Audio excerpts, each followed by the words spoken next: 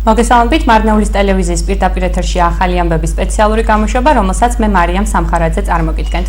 მარნეულის მუნიციპალიტეტის შესასვლელში საგანგებოდ მოწყობილ საკონტროლო გამოშვებაზე მონიტორინგი გრძელდება, სამედიცინო შემოწმება უტარდება ყველა იმ მოქალაქეს, ვინც მუნიციპალიტეტის მიმართულებით გადაადგილდება, საკარანტინო ზონიდან გამოსული ავტომობილების სადეზინფექციო ხსნარით მუშავდება, საკარანტინო შეზღუდვებს შინაგან საქმეთა სამინისტროს თანამშრომლები 24 საათის განმავლობაში სახელმწიფო უსაფრთხოების სამსახურთან კოორდინაციაში და თავდაცვის ძალებთან ერთად საგანგებო რეჟიმში აკონტროლებენ. ძირითად გზებზე 12 საკონტროლო საგუშაგოა განთავსებული, ასევე კონტროლდება მეორე ხარისხოვანი გზები, სადაც მობილური საგუშაგოებია განთავსებული. შეგახსენებთ, საქართველოს მთავრობის გადაწყვეტილებით 23 მარტიდან მარნეულისა და ბოლნისის მუნიციპალიტეტებში მკაცრი საკარანტინო რეჟიმი მოქმედებს. ეს გადაწყვეტილება მას შემდეგ იქნა მიღებული, რაც მარნეულში 62 წლის ქალს კორონავირუსი დაუდასტურდა.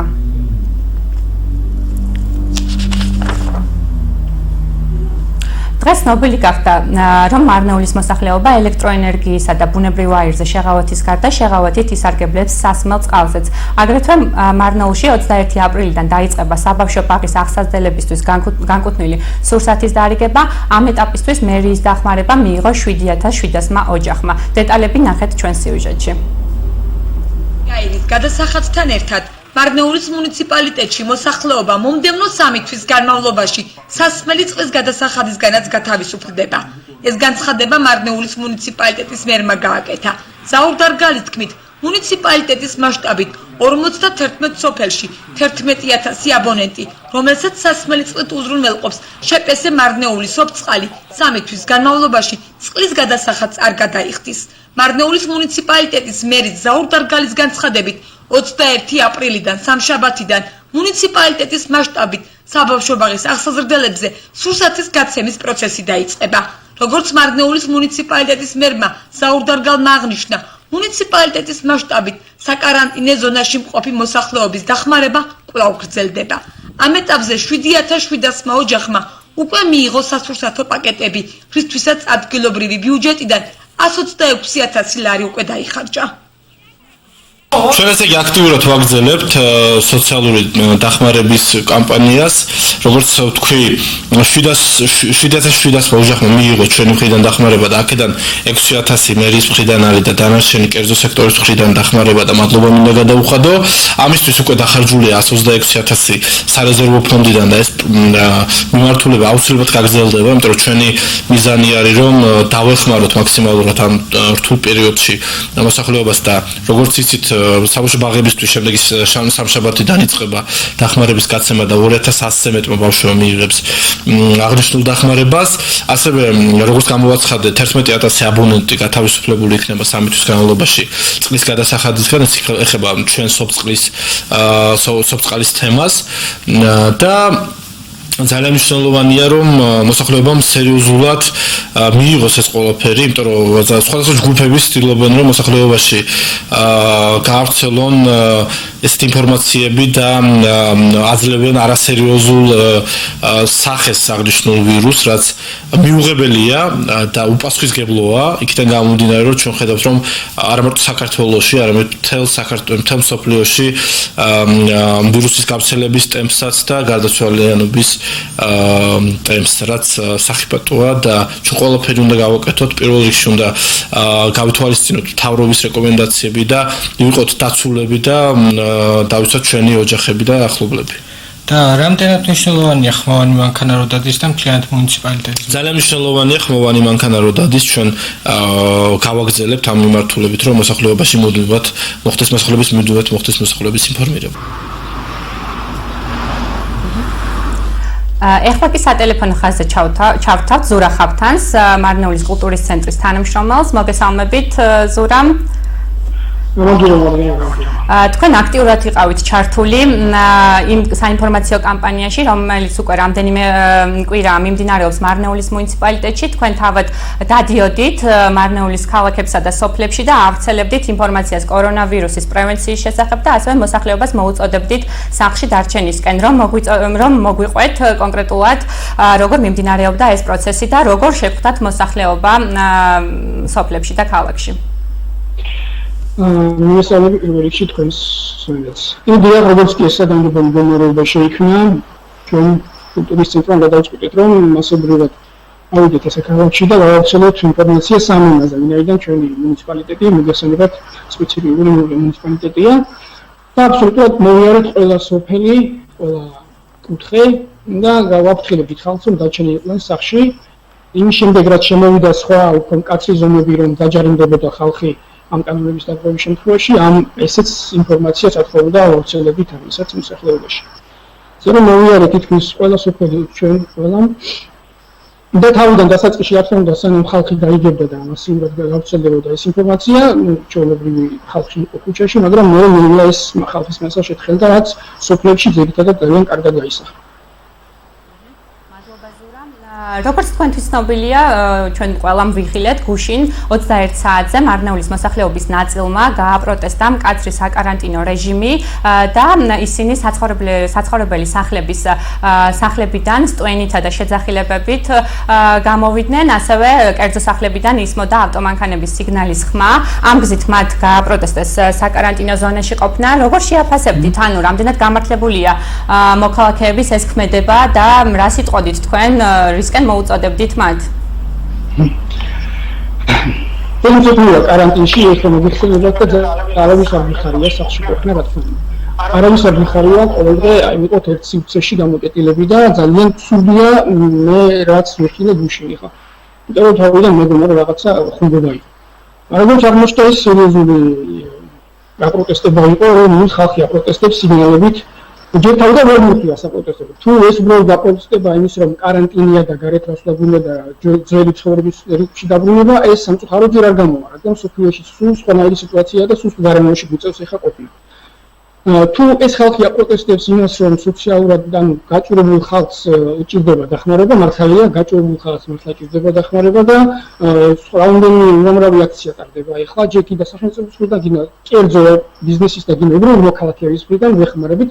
მართალია ეს საკმარისი არ არის, სამწუხაროდ გაჭირებული ბევრია და კიდევ უფრო მეტია დასახმარებელი, მაგრამ ვერაერთი დავეთანხმები იმ ხალხს, ვინც უბრალოდ იმას აპროტესტებს, რომ მობეზრდა კარანტინში ყოფნა, უნდა გავაღოთ ეხლა ყველაფერი, კარები, გავხსნათ ბაზარი, გავაღოთ ბანკები, გავაღოთ ყველა მაღაზია და მე რაც მოხდება, ალბათ თქვენ წარმოგიდგენიათ, ვერთხელ დავიფაროს, რა ბედიც ეწია ყველაზე ჩვენზე განვითარებულ ქვეყნებსაც კი, ანუ რომელმაც არ დაიცვეს ეს მძიმე და მკაცრი კარანტინის წესები.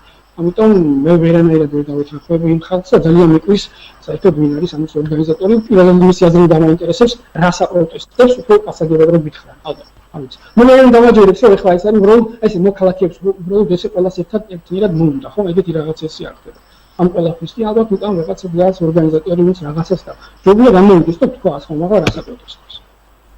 დიდი მადლობა ზურა. ბოლო კითხვაც მექნება, როგორ აგრძელებთ ცხოვრებას თქვენ თვითიზოლაციის რეჟიმში და როგორც ვიცით, თქვენი სამსახური მუშაობს ონლაინ, როგორ ხართ ამ პროცესში ჩართული და რა სამომავლო გეგმები გაქვთ? ასევე თქვენ სოფელ თამარიში ცხოვრობთ, რა სიტყვით, როგორ ეგუება ხალხი ახალ ცხოვრების პირობებს და ზოგადად რომ მოგვიყვეთ თამარისეც რა მდგომარეობაშია მოსახლეობა?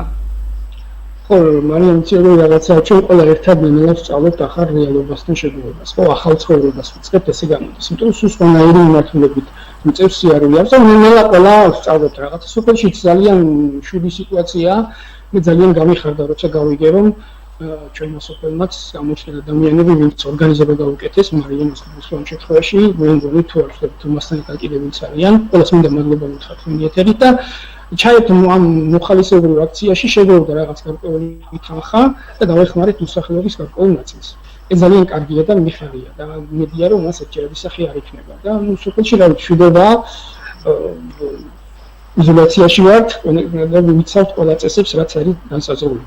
კულტურის ცენტრსაც შეეხება ჩვენ ვცდილობთ რომ არ ჩამოჭრით ამ მოვლენებს და ვიყოთ აქტიურები, რა თქმა უნდა, ყველა ინიციატივები რომელიც გეგმილი ამას ვერ ვახერხებთ, მაგრამ ონლაინ ლექციები, გაკვეთილები თუ ასე შემდეგ, ჩვენ ყოველთვის გადავერთოთ ჩვენი საქმე ესე გავაკეთოთ ონლაინ.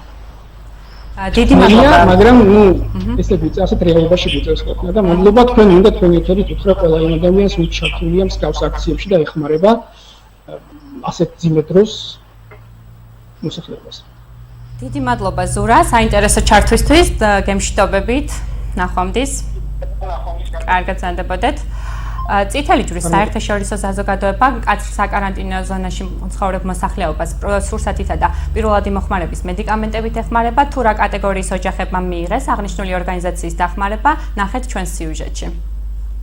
საქართველოს წითელი ჯვრის ასოციაციამ საკარანტინე ზონაში მარნეულის მუნიციპალიტეტში მაცხოვრებელ 4 ოჯახს სურსათი, ჰიგიენის საშუალებები და პირველადი მოხმარების მედიკამენტები საჩუქრად გადასცა. დიდმადლობას ვუხდი საქართველოს წითელ ჯვარს. მათ დღეს სურსათი და საჭირო ნივთები მოგვიტანეს.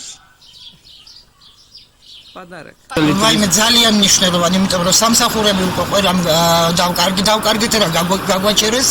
არსაიდან შემოსავალი, არსაიდან არაფერი სახსარი არ გაგვაჩნია.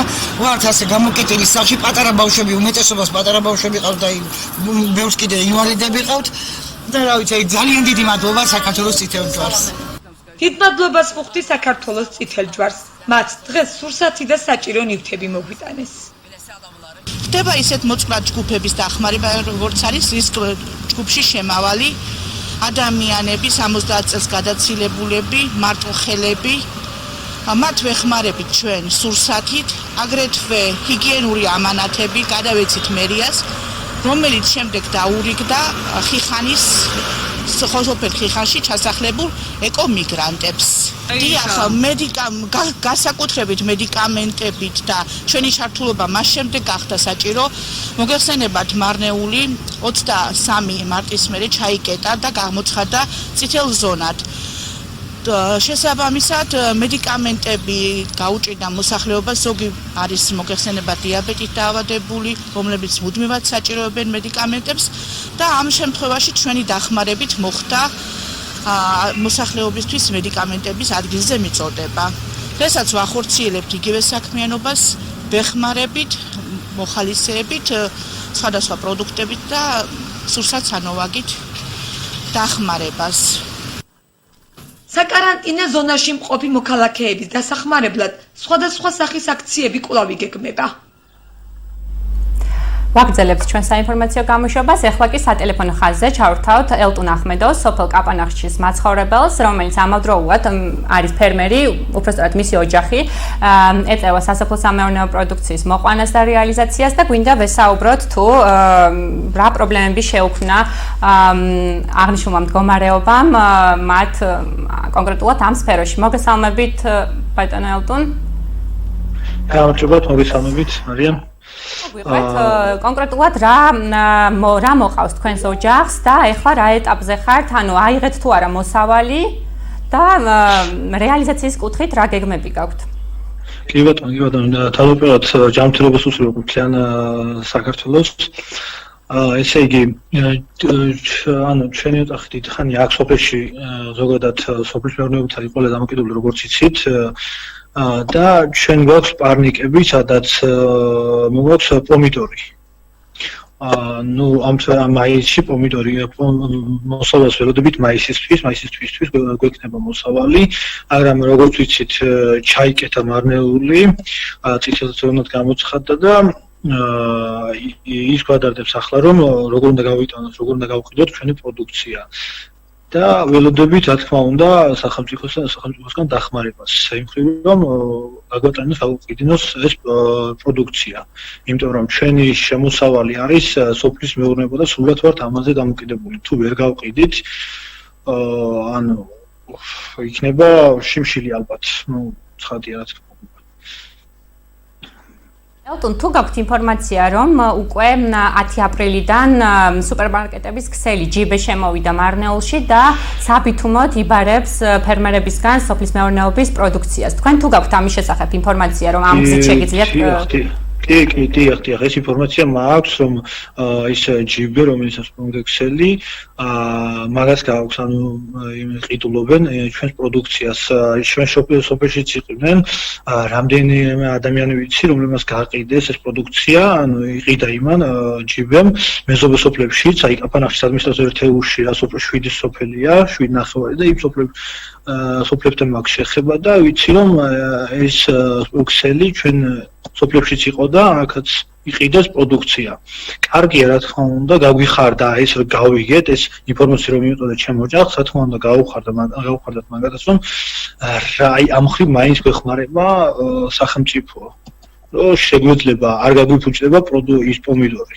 რაც ამ ეტაპზე არ გვაქვს ჩემ სოფელში გაყიდეს ესენი ჩემი მოსახლეობა, მაგრამ ამ ეტაპზე მე არ მაქვს. მაისისთვის ველოდებ მე მოსავალს და გავყიდით, ან არ გაგვიფუჭდება, გაგვიხარდა ეს ყველაფერი რაც იყო. მადლობა ელტონ, ზოგადად თქვენ სოფელზე რომ ისაუბრო, რამდენად იცავს ხალხი თვითიზოლაციის წესებს და რამდენად შეეხოთ ეკონომიკური არის თუ არა მძიმე ეკონომიკური მდგომარეობა თქვენ სოფელში COVID-19-ის გავრცელების გამო და რადგან ხალხს უწევს თვითიზოლაციაში დარჩენა? ბატონო, როგორც ვიცით 22 მარტს ჩაიკეთა მარნეული, წითელხმის ზონად გამოცხადა და ამის შემდეგ რაღაც დღების მერე, რამდენიმე დღის მერე კომენდანტის საათები გამოცხადა, 9 საათის მერე რომ არ შეგვიძლია გასვლა, მანამდე თავიდან რომ გამოცხადდა ეს საგანგებო მდგომარეობა მარნეულში, კაცრი საგანგებო მდგომარეობა არ იცავდნენ ზოგი.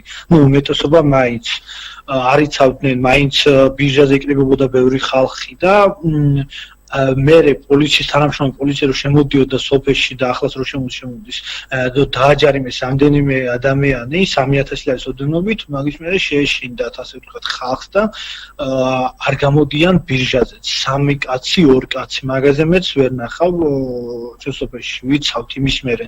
ანუ დაჯარიმდა ხალხი. მანამდე ცოტა ისე იყო, არ ეშინოდათ, არ აქცევდნენ ყურადღებას. არა ახლა ამ ეტაპზე ვიცავთ და 9-ის მერე, 9-მდეც არ არის ბევრი ხალხი, მაგრამ 9-ის მერე საერთოდ არავინ არ გამოდის გარეთ. დიდი მადლობა ელტონ. ხო, ეკონომიკის მხრივ გაგვიჭირდა რა თქმა უნდა იმ მხრივ რომ აი ყოველდღიურ შემოსავალზე იყო დამოკიდებული ეს ხალხი და ახლა გვჭირს რა თქმა უნდა, ეხმარება რა თქმა უნდა პროდუქციით და საჭირო იმით სახელმწიფო, მაგრამ მაინც ისეთი ოჯახებია, ბევრ ოჯახს ვერ დაეხმარა, მაგალითად ჩვენთან 10-მდე ოჯახს დაეხმარნენ, მაგ გაჭირებული იყო ყველაზე მეტად, რომელიც გაჭირებული იყო, მაგრამ იმედია ყველა მივიღებთ დახმარებას ჩვენი მერიისგან, სახელმწიფოსგან, იმიტომ რომ ყველა იყო დღეურ შემოსავალზე დამოკიდებული და ახლა რა თქმა უნდა მძიმე მდგომარეობა ეკონომიკის მხრივ. დიდი მადლობა ელტონ, საინტერესო საუბრისთვის, დაგემშვიდობებით. ნახვამდის. მარნეულის ჯეოჰოსპიტალის კლინიკაში 6 პაციენტის პასუხს ელოდებიან COVID ინფექციაზე. აღნიშნული ანალიზები ლუგარის ლაბორატორიაში არის გაგზავნილი. ვნახოთ, რამდენი პაციენტი რჩება ჯეოჰოსპიტალის კლინიკაში ექიმების მეთვალყურეობის ქვეშ და როდის გახდება ანალიზების პასუხი ცნობილი. დეტალები ნახეთ ჩვენ სიუჟეტში. მარნეულში 6 პაციენტის პასუხს ელოდებიან COVID ინფექციაზე. მათი ანალიზები ლუგარის ლაბორატორიაშია გადაგზავნილი. მარნეულის ჯეოჰოსპიტალის კლინიკაში ამ დროისთვის ექიმების მეთვალყურეობის ქვეშ 21 პაციენტი რჩება. ამ წუთში კლინიკაში არის 21 პაციენტი, 6-ის გარდა ყველა არის გამოკვლეული, 6 ყავს გუშინ საღამოს მერე შემოსული და ველოდებით ლუგარის ლაბორატორიიდან ბრიგადას, რომელიც აიღებს მასალას და სავარაუდოდ ხვალდილისთვის გვექნება პასუხი. ყველას მდგომარეობა სტაბილურია, კრიტიკული და მძიმე არავინ არ ყავს. შეგახსენებთ, მუნიციპალიტეტის მასშტაბით მოსახლეობის სამედიცინო შემოწმება კვლავ გრძელდება. იმ შემთხვევაში, თუ რომელიმე მოქალაქეს კორონავირუსისთვის დამახასიათებელი რაიმე სახის სიმპტომი აღენიშნება, მისი ჰოსპიტალიზაცია ხდება ჯერ მარნეულის ჯეოჰოსპიტალის კლინიკაში, საჭიროების შემთხვევაში კი თბილისში. მარნეულის მუნიციპალიტეტის სოფელ თამარიში მცხოვრებმა ახალგაზრდებმა თავიანთი თანასოფლელების დახმარება გადაწყვიტეს. თუ როგორ მოახერხეს მათ სოციალური ქსელის მეშვეობით გაერთიანება, ნახეთ ჩვენ სიუჟეტში. კაცრ საკარანტინე ზონაში მარნეულის მუნიციპალიტეტში მყოფ მოქალაქეებს თამარისში მაცხოვრებელი ახალგაზრდები ეხმარებიან. მათ სოციალური ქსელის მეშვეობით თანხა შეაგროვეს და ამ ეტაპზე თამარისში მაცხოვრებელი 56 ოჯახისთვის სურსათი შეიძინეს. ჩვენ დავეხმართ 56 ოჯახს. იდეა განხო თავისთავად დაიბადა ჯერ საიმერლოს თემში, იქ განახორციელეთ მსგავსი სოციალური პროექტი. შემდეგ ვთქვი, რომ რატომ არა თამარისი და გავაკეთეთ აქაც ის მსგავსი პროექტი სოციალური. მეც მესენჯერ ჯგუფში შევქმნი მცირე, ჩემი ჯგუფის წევრების დახმარებით, უშუალო იმ ადამიანების მყისიერი მოქმედებით, ასე რომ ვთქვათ, შედგა ეს ჩვენი იდეა, განხორციელდა, რის გამოც მათ ძალიან დიდ მადლობას ვუხდი და ჩვენ ვარ დღეს იმ გამოწვევის წინაშე, რომ სოციალური პასუხისმგებლობის ქონა არის ადამიანის მთავარი ვალდებულება და მე მინდა და ვიმედოვებ, რომ სხვადასხვა სოფლები, სხვადასხვა თემები გააქტიურდებიან ამ კუთხით და ჩართავენ უფრო მეტ მოხალისეებს, რომ მათ იმ პენსიონერებს თუნდაც საზოგადოების ყველაზე დუხჭირ ფენას მისცენ იმის საშუალება, რომ მიუტანონ საკვები პროდუქტი და ისინი დიდხანს დარჩენ სახლში, რათა კორონავირუსის წინააღმდეგ მთავრობის მიერ დადგენილი რეკომენდაციები იყოს ეფექტური. დახმარება ყოველთვის მნიშვნელოვანია, მაგრამ ამ პერიოდში ეს კაი საქმეა. მithmet ეს რომ ხალხმა მართლა დაეცვალა ეს ყველაფერი. დიდი მადლობა თამარის ახალგაზრდებს დიდი ქველმოქმედებისთვის. მადლობელი ვართ. ახალგაზრდები მსგავსი აქციის მოწყობას კვლავ გეგმავენ. შემოსული თანხით კი მარნეულის მუნიციპალიტეტში მაცხოვრებელ სოციალურად დაუცველ ოჯახებს, განსაკუთრებული საჭიროების მქონე მოქალაქეებს, მარტოხელა პენსიონერებსა და სხვა კატეგორიის ადამიანებს დაეხმარებიან. საინიციატივო ჯგუფში გაწევრიანება და მოსახლეობის დასახმარებლად თანხის გადარიცხვა ნებისმიერ მოქალაქეს შეუძლია. და ახლა სატელეფონო ხაზზე ჩავრთავთ აქციის ერთ-ერთ ორგანიზატორს მარიანა გრიტიშვილს. მარიანა, მოგესალმებით. მოგესალმებით, პირველ რიგში მოგესალმებით თქვენს მაყურებელს. მარიანა, თავიდან რომ დავიწყოთ, საიდან გაგიჩნდათ ეს იდეა? ეს იდეა დაიბადა საიმერლოში, მაკასენძის ინიციატივით. ამ ჯგუფის ერთ-ერთი წარმომადგენელი მეც ვიყავი. დავაორგანიზეთ, ასე რომ ვთქვათ, ეს სოციალური პროექტი და შევასრულეთ ის ყველა პირობა, რაც გვინდოდა რომ შესრულებულიყო ჩვენი თანასოფლელების მიმართ. შემდეგ მე თვითონ ვარ თამარისიდან და ვიფიქრე, რომ რატომ არა თამარისი. და ვიფიქრე, რომ თამარისისთვისაც შემექმნა მსგავსი სოციალური დახმარება იმ მოწყვლადი ჯგუფების მიმართ, რაც გავაკეთეთ საიმერლო, წერეთელი, ნორგიული, ბეგლიარი და დოლის ხანაში. აქედან გამომდინარე შევქმნი მეც ანალოგიურად მესენჯერ ჯგუფი, დავიწყეთ თანხების ჩარიცხვა, მოძიება. დღეს უკვე დაურიგეთ მოსახლეობას 56 ოჯახს ეს შეგროვილი პროდუქტი, ასე რომ ვთქვათ. რამდენად მარტივი იყო თანხების მობილიზება, ანუ თქვენს ინიციატივას რამდენად მარტივად დაუჭირეს მხარი სხვა ახალგაზრდებმა და თამარისის მაცხოვრებლებმა? პირველ რიგში იმ ახალგაზრდებს და იმ ჯგუფს მინდა ძალიან დიდი მადლობა ვუთხრა, ვინაიდან რომ არა ისინი სავარაუდოდ ძალიან გამიჭირდებოდა მე მხოლოდ ამ იდეის გარეშე შეიძლება დავრჩენიყავი და იდეა მიზნამდე ვერ მისულიყო, ამიტომ მადლობა თქვენ პირველ რიგში, მადლობა იმ მცირე შემოსავლიან და საშუალო შემოსავლიან ადამიანებს, ვინც გაიღეს საკუთარი შემოსავლების მაქსიმუმი. მადლობა ყველა იმ ადამიანს, ვისაც არც კი ქონდა თამარისა რაიმე შემხებლობა და პირად შეწყობინებებში მწერდნენ და ანგარიშის ნომრებს თხოვდნენ და რიცხავდნენ თამარისისთვის თანხებს. მადლობა ამ ადამიანებს, რომ მათ გააჩნიათ პასუხისმგებლობა, სოციალური პასუხისმგებლობა ერთმანეთის მიმართ, რაც დღეს არის მე ვფიქრობ ყველაზე მნიშვნელოვანი.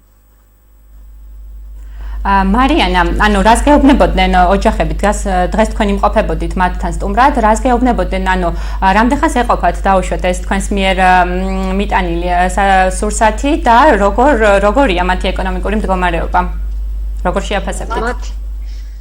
რა თქმა უნდა, მათი ეკონომიკური მდგომარეობა არც ის სახარბიელოა, მით უმეტეს ეპიდემიის პირობებში, რომელმაც მათი სოციალური სტატუსი კიდევ უფრო დაასვა, ასე რომ ვთქვათ, და რთული გახადა მათი ცხოვრება.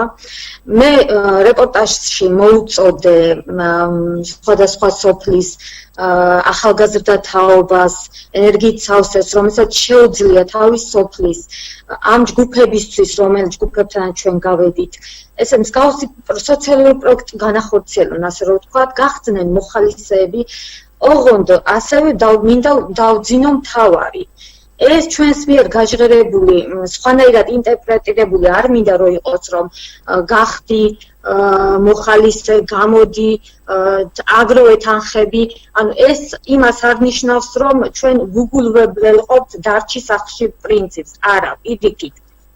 ჩვენ იმ ადამიანებს, როდესაც ჩვენ პროდუქტს ვრიგებდით, თხოვდით და ვეუბნებოდით, რომ გაეთვალისწინებინათ მთავრობის მიერ დადგენილი რეკომენდაციები, დისტანცია და დარჩის სახლში და რომ ჩვენ ზუსტად ამისთვის დავიწყეთ ეს მოხალისე, ასე რომ ვთქვათ, ჯაჭვის შექმნა, რომ თუნდაც ერთი კვირის ნობათია, სურსათი მიგვეცა, რომ ისინი იმ ერთი კვირის განმავლობაში უზრუნველყოფდნენ, დარჩენილიყვნენ სახლში. დიდი მადლობა მარიანა, საინტერესო ჩართვისთვის და საინტერესო იდეისთვის, დაგემშვიდობებით. მადლობა. ნახვამდის. ეხლა კი გვინდა შემოგთავაზოთ თბილისის სტუდიიდან ჩართვა, სადაც ბატონი პაატა იმნაძე, დაავადებათა კონტროლისა და საზოგადოებრივი ჯანმრთელობის ეროვნული ცენტრის გენერალური დირექტორის მოადგილე, ასევე ლუგარის საზოგადოებრივი ჯანმრთელობის კვლევითი ცენტრის ხელმძღვანელის ინტერვიუ იქნება სპეციალურად თქვენთვის.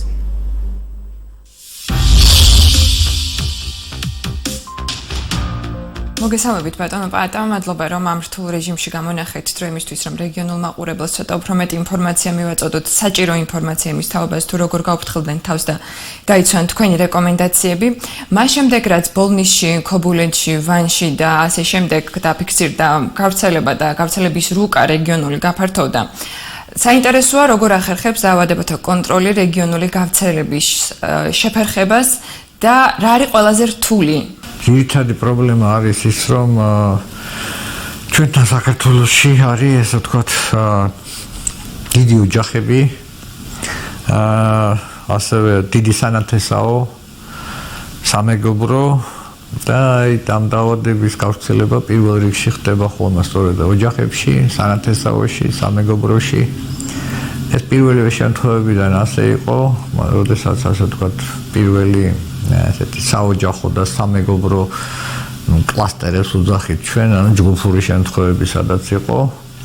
და ეს ჯგუფური შემთხვევები რაც უფრო გადის რეგიონებში, მით უფრო მატულობს და პრაქტიკულად მთელი სანათესაოები არის ალბათ თქვათ აი ამ რეგიონებში, მთელი ოჯახები არის ალბათ თავისი ყველათი ანუ გასაგებია საქართველოში.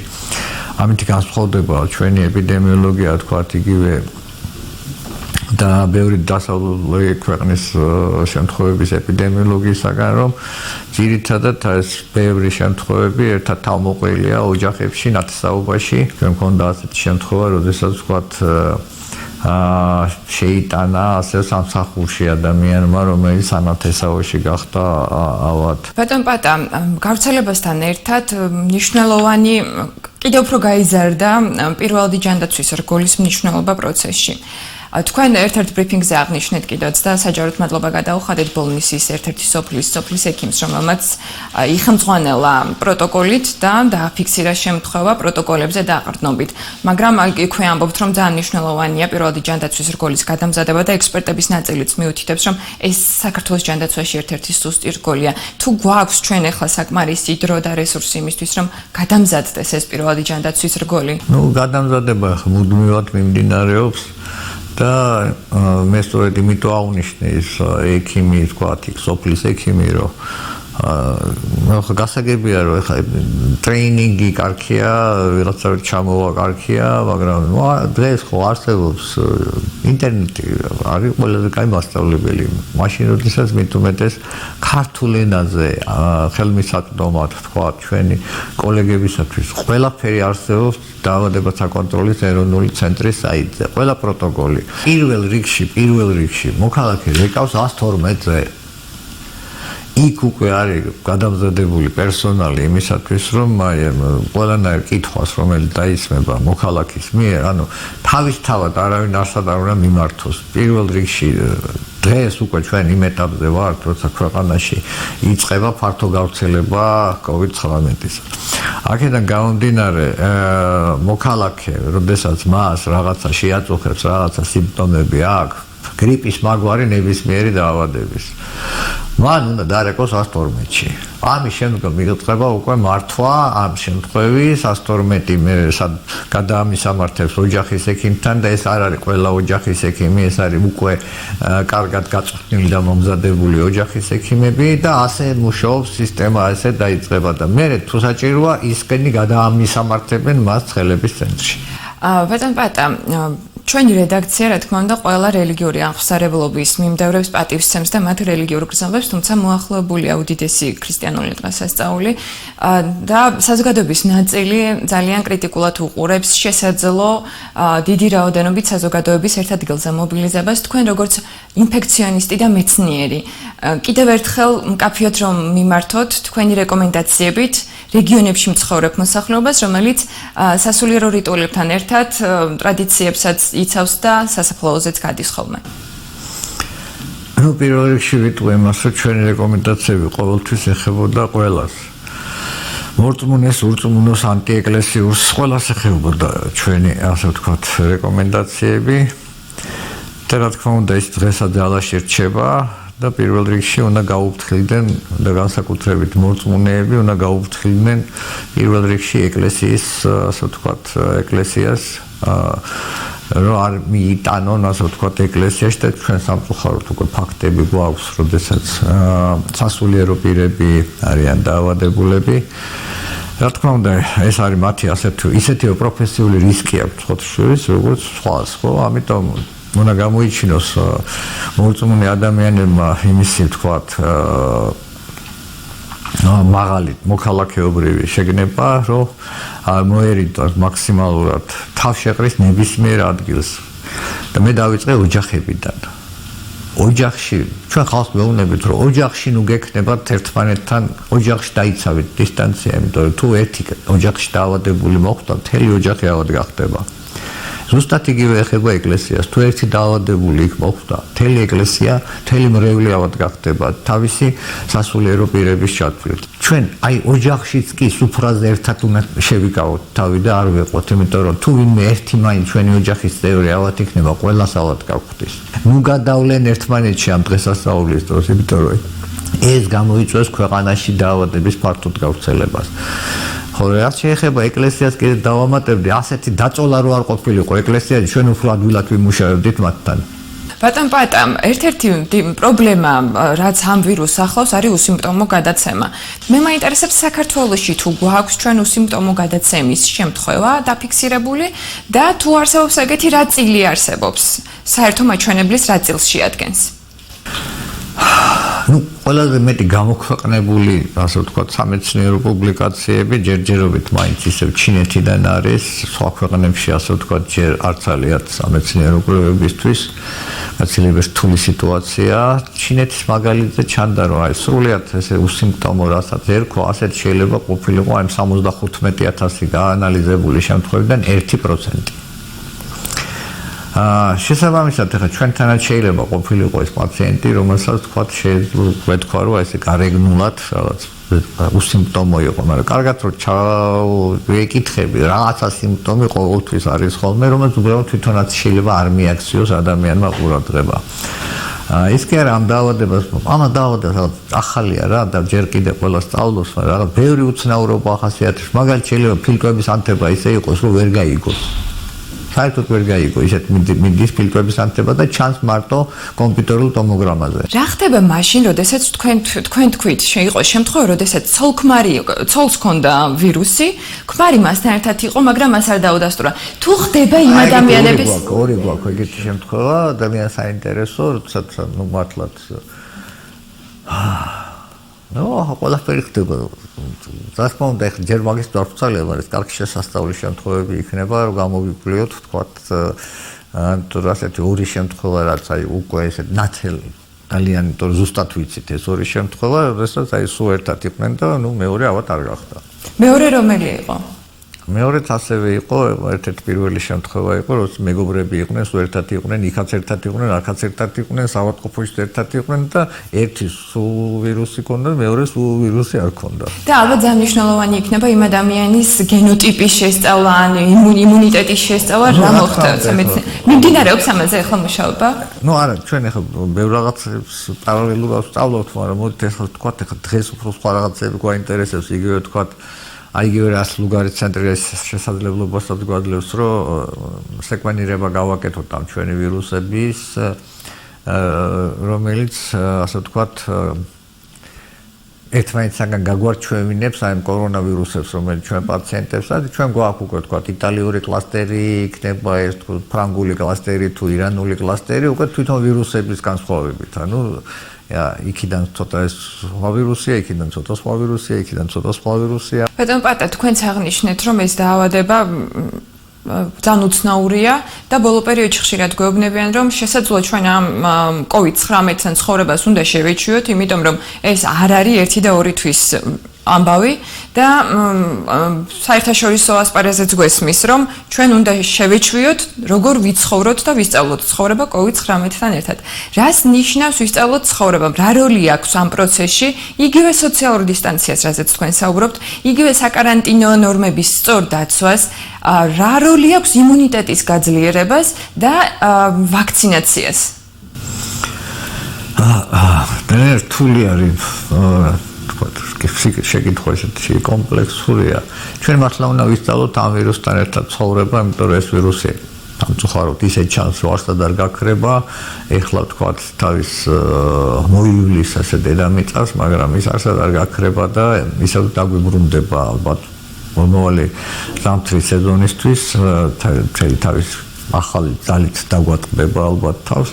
ამიტომ დღეს რასაც ჩვენ რეჟიმში რა თქმა უნდა საკარანტინო ღონისძიებები ახლა ეს შეუძლებელია გაგრძელდეს ძალიან დიდი ხანი და ის რა თქმა უნდა შესუსტდეს, მაგრამ ეს პერიოდი უნდა გამოიყენოს ადამიანებმა იმისათვის, რომ უნდა შევიცვალოთ ცხოვრების, ასე ვთქვათ, რაღაც წესი უნდა შეიცვალოს. იგივე აი დისტანცირება სოციალური უნდა გადავეჩვიოთ, შეიძლება ხელის ჩამორთმევის ჩვეულებასაც კი გადავეჩვიოთ. არა უშავთ ქართველებს ჰქონდათ სვენიერი მისალმება გულზე ხელის დადებით ერთმანეთთან. შეიძლება კი არა აუცილებლად უნდა გადავეჩვიოთ ერთმანეთის გადაკოცნის ტრადიციას. და ეს ვირუსი ესე ადვილად არ მოგშორდება, დიდი ხანი იქნება. და აი ეს რიგში რომ დავდგებით რაღაცა როცა მოიხსნება ყველა ასე ვთქვათ შეზღუდვები, ხო? აი ეს დისტანცია რიგში დგომის, ეს უნდა დარჩეს. ეს უნდა საზოგადოებაში დარჩეს. შეიძლება ძალიან ხშირად დაგვჭირდეს ხოლმე თქვათ იგივე პირბადეების გამოყენება, იმიტომ რომ პირბადე შეიძლება ჩვენ ყოველთვის ვამბობთ, რომ ყველაზე ეფექტურია, როდესაც უკეთია ავადმყოფს, იმიტომ რომ არ გადასცეს სხვას და როდესაც არ იცი ავადმყოფი ვინ არის და შეიძლება შენც იყო ის ავადმყოფი, ამიტომ უნდა ატარო ის პირბადე, როცა გადიხარ საზოგადოებაში, იმიტომ რომ შენ შეიძლება უკვე ავადახარ და არ იცი ამის შესახებ. ანუ ბევრი და ხელების დაბანა, ეხლა ეს ყოველთვის საჭირო იყო, მაგრამ ეხლა მე მგონი უფრო აქცევს ამას ხალხი ყურადღებას, იგივე ყველა საზოგადოებრივი თავშეყრის ადგილებში სანიტაიზერები, რაც შეიძლება ხშირად დაიმუშაო ხელი. ანუ ეს ნიშნავს ვირუსთან შეჩვევას, ვირუსთან ერთად ცხოვრებას, რომ ჩვენ შევცვლით ჩვენ ყოველდღიურ ჩვევებს და დავიცავთ თავს უკეთესად. ერთ-ერთი ტელეკომპანიის ეთერში ჯანდაცვის მინისტრმა აღნიშნა კონკრეტული ციფრი, საქართველოში არსებული ინფექციონისტების თვალსაჩინო 226 ინფექციონისტი გვყავს, მან თქვა, რომელიც დაახლოებით შეძლებს გაუმკლავდეს 800-900-მდე პაციენტის მკურნალობას. ხომ არ ფიქრობთ, რომ ეხლა დრო არის გაიზარდოს იმ სხვა პროფილის ექიმების გადამზადება ინფექციონისტებად, თუნდაც მინიმალური უნარები შევძინოთ მათ იმისთვის, რომ შესაძლო გაზრდილი პაციენტების რაოდენობას გაუმკლავდნენ. პნევმონიის მართვა მოიცოდეს ნებისმიერმა ექიმმა, თერაპევტმა. აქ არის რა ყველაზე ძიმე, პნევმონია, ხო?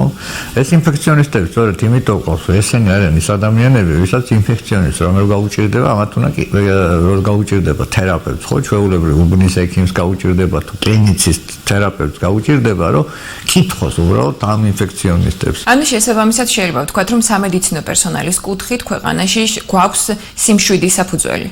ნუ სიმშვიდე მოდით ესე ვთქვათ რა, შვიდად თუ ვიქნებით, დავარღვევთ ყველა წესებს. შვიდად არ უნდა ვიყოთ, უნდა ვემზადოთ უარესისათვის. თქვენი განწყობიდან გამომდინარე, მინდა გკითხოთ, ჯანდაცვის მსოფლიო ორგანიზაციას, მაგალითად, ტრამპმა არაერთხელ გააკრიტიკა ჯანდაცვის მსოფლიო ორგანიზაცია, იმის გამო, რომ თითქოს და ამ ორგანიზაციამ დააგვიანა სწორი ინფორმაციის მიწოდება ქვეყნებისთვის და ხომ არ ფიქრობთ, რომ ჯანდაცვის მსოფლიო ორგანიზაციის პირველადი ინფორმირება მსოფლიოსი ამ ვირუსის საფრთხებთან დაკავშირებით იყო შერბილებული და ცოტათი დაგვიანებული. ჯანდაცვის მსოფლიო ორგანიზაცია იძლევა რეკომენდაციებს. მე ყველა ქვეყანა თვითონ წვიტავს რა გააკეთოს. საქართველოს მოახერხა ის, რომ მიუხედავად რეკომენდაციებისა, გაცილებით ადრე დავკეტეთ პირდაპირ ფრენები, გაცილებით ადრე გავამკაცრეთ ღონისძიებები, გაცილებით ადრე დავიწყეთ ყველა შემოსულის ქვეყანაში პირველ რიგში ინფორმირება. შემდეგ უკვე მათი ასე ვთქვათ თვითიზოლაციაში ან კარანტინში გადაყვანა სავალდებულოდ, ხო? ყველა ქვეყანა თვითონ წვიტავს რა გააკეთოს. და ამ პროცესში ალბათ ძალიან მნიშვნელოვანი იყო საკუთრივ ლუგარის ცენტრისაც ჩვენ ახლა ვიმყოფებით. ძალიან მოკლედ ამ ლუგარის ცენტრის როლის შესახებაც რომ უთხრათ ჩვენ მაყურებლებს, იმიტომ რომ COVID-19-მა კიდევ ერთხელ გვაჩვენა არასწორი ინფორმაციის მნიშვნელობა და სიმძლავრე და არასწორი ინფორმაციის ერთ-ერთი სამიზნე ყოველთვის იყო ლუგარის ლაბორატორია. თუმცა დღეს მართლა რთულად მოსაძებნი იქნება ადამიანი, რომელიც ამ ფეიქ ინფორმაციას უკვე ენდობა. ის ადამიანები, ვინც ლუგარის ცენტრში მუშაობენ, არიან უმაღლეს კვალიფიკაციის პროფესიონალები. კიდევ ერთხელ ძალიან დიდი მადლობა შეერთებული შტატების მთავრობას და ხალხს, იმიტომ რომ ეს საკმაოდ დიდი ინვესტიცია, რომელიც გაანახორციელა შეერთებული შტატების საფრთხის შემცირების სააგენტომ საქართველოში.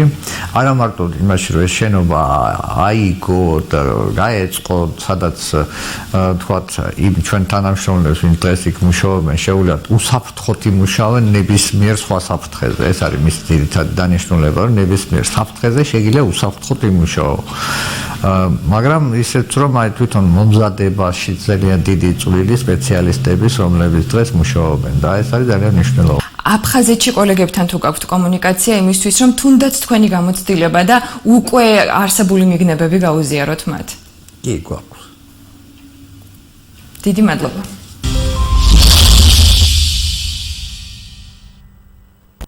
ეს გახლდათ ინტერვიუ პაატაიმნაძესთან. შეგახსენებთ, რომ თქვენ უყურებდით მარნეულის ტელევიზიის საინფორმაციო გამოშვებას, რომელსაც მე მარიამ სამხარაძე ვუძღვებოდი. ჩვენ ამ ინფორმაციით ხვალამდე გემშვიდობებით, ნახვამდის.